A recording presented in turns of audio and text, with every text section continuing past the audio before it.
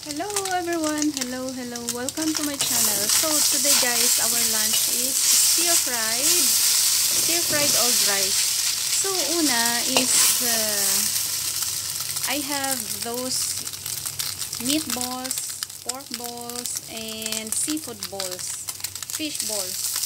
I stir-fried it in garlic. Then ito siya ang next na stir-fry natin, yung previously boiled na French beans. Ayan siya. French beans. There. I guess clear na siya. Wala pala akong ilaw kanina guys. So, stir-fried natin. Okay.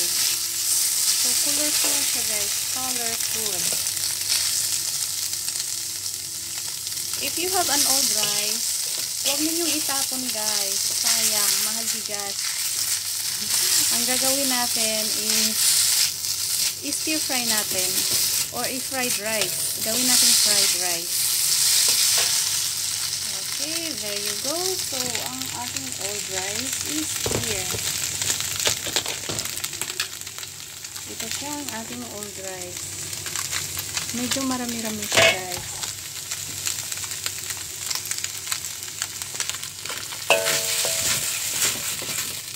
Okay, hindi ko na pinakita ang pag-cut nitong mga balls guys. Pero dinifrost ko muna siya kasi nga frozen.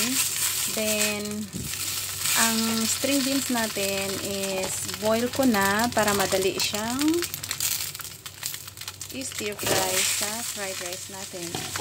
Kasi nga ang ating rice is luto na, diba? Ang gagawin lang natin is mix them all together.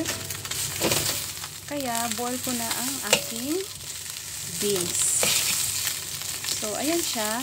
Yang parang orange pala, guys, is ano yan? Crab meat. Yes. Crab meat yan siyang parang orange.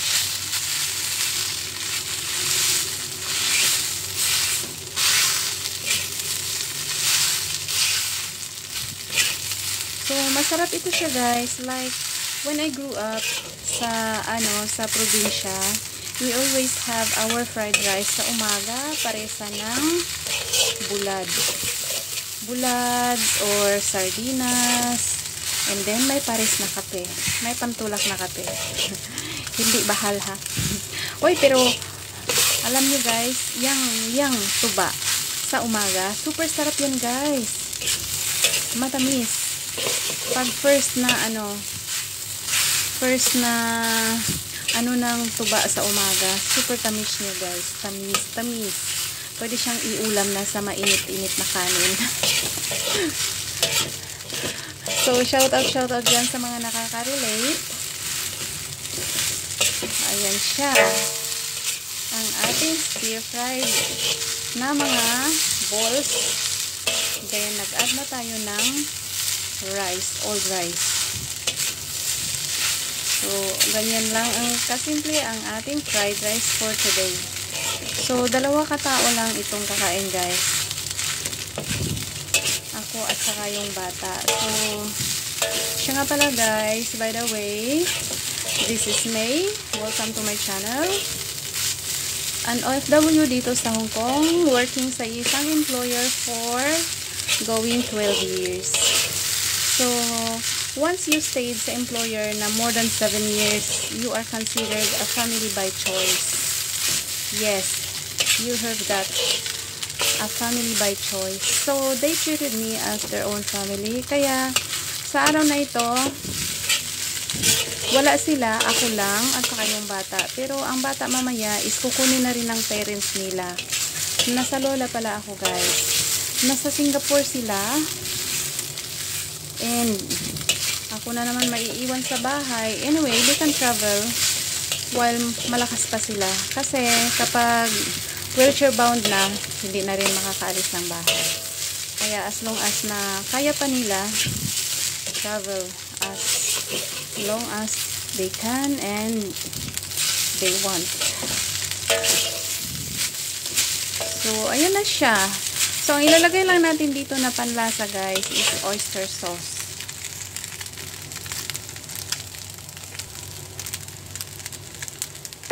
Then, yung tomato and egg. Ayan siya, tomato and egg. Stir fry na rin natin dyan.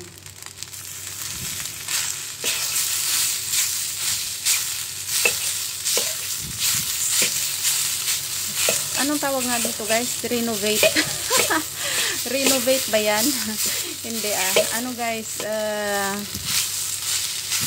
Ewan ko anong tawag dyan. Basta, ano na guys, yung tirang pagkain from last night, sayang guys itapon. Kaya, gawa natin ng paraan para hindi masayang ang pagkain. So, ulam namin kagabi is stir-fried tomato and egg. Then, stem fresh sa tofu. Kaya lang ayaw ko nang i-mix ang fresh dito. Kaya ito na lang ang egg and tomato.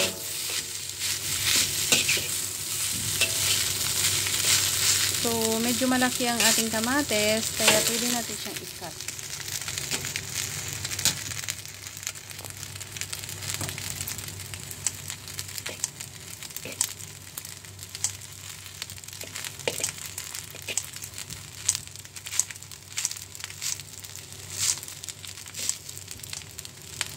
Ayan.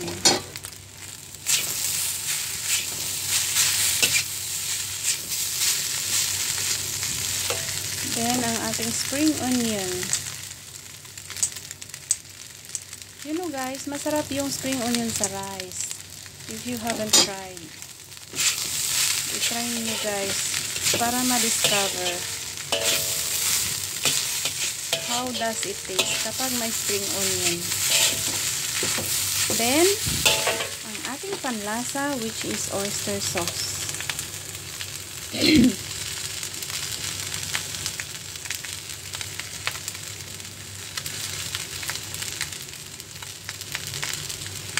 Okay.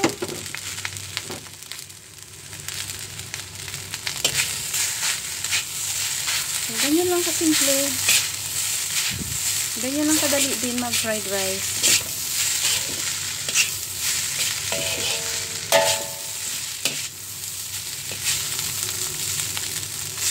So, may malalaki pa ring spring onion, kaya i-cut na natin.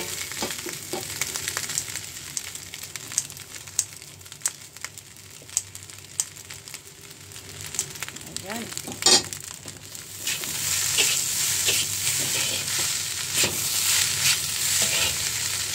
O, diba? Looks yummy na guys.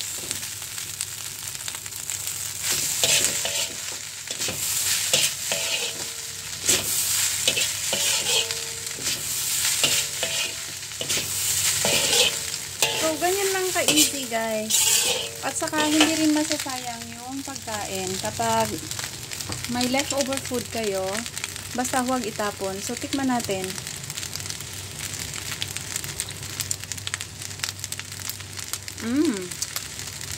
Delicious. So, pork balls, tomato, egg. Itong orange is crab meat. Then, may fish balls. Ayan, fish balls natin. And, beef balls yata. Yes.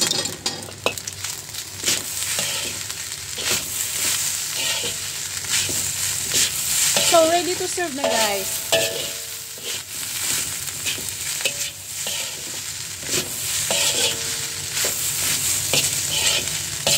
So, basta guys, tandaan, kapag may old rice kayo or may mga tirang pagkain, huwag pong itatapon para hindi masayang.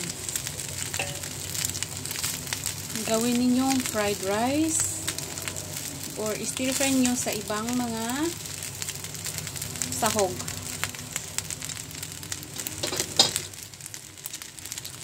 Okay, perfect na. So, ready to serve.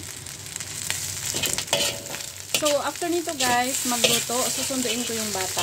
Kaya, join me guys, join me. Para pagbalik namin, kakain na lang kami.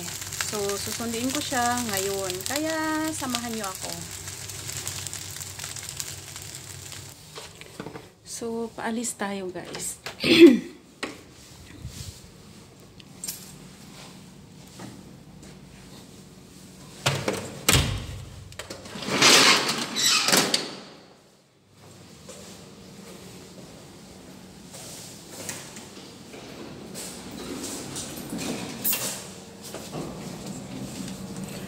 So, ganito lang ang buhay ng OFW sa Hong Kong. Shoutout sa inyo kung saan man kayo panig ng mundo na OFW. Always stay fit, keep fit, and stay healthy. Prioritize your health. So, waiting guys kasi galing tayo ng 28th floor papunta ng G.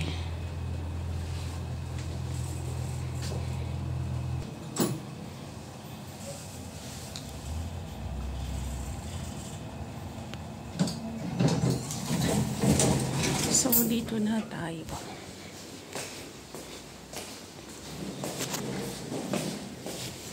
Hello.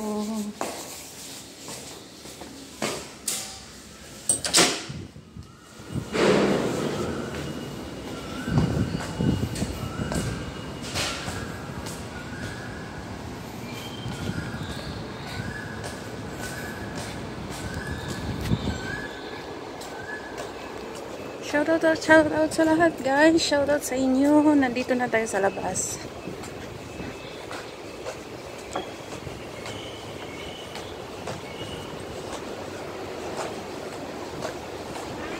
Hi ate. Good morning. Ha? Hindi, magsundo ng bata. Oh. Parang umuulan.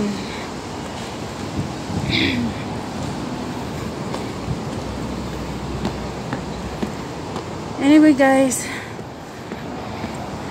12 o'clock dapat nandun ako, kaya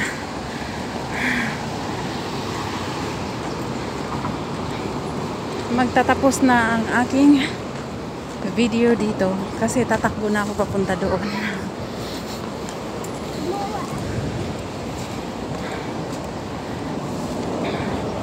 So sa ulitin guys, maraming salamat.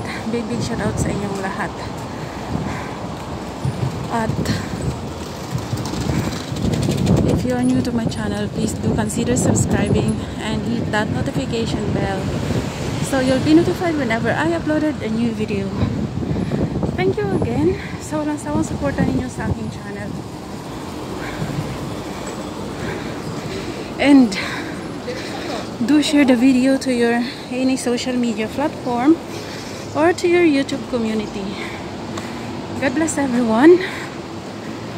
Humihingal na. So, mag-shortcut ako. So, until here, see you next time. Always keep fit and live well, guys. See you soon. Bye-bye, everyone.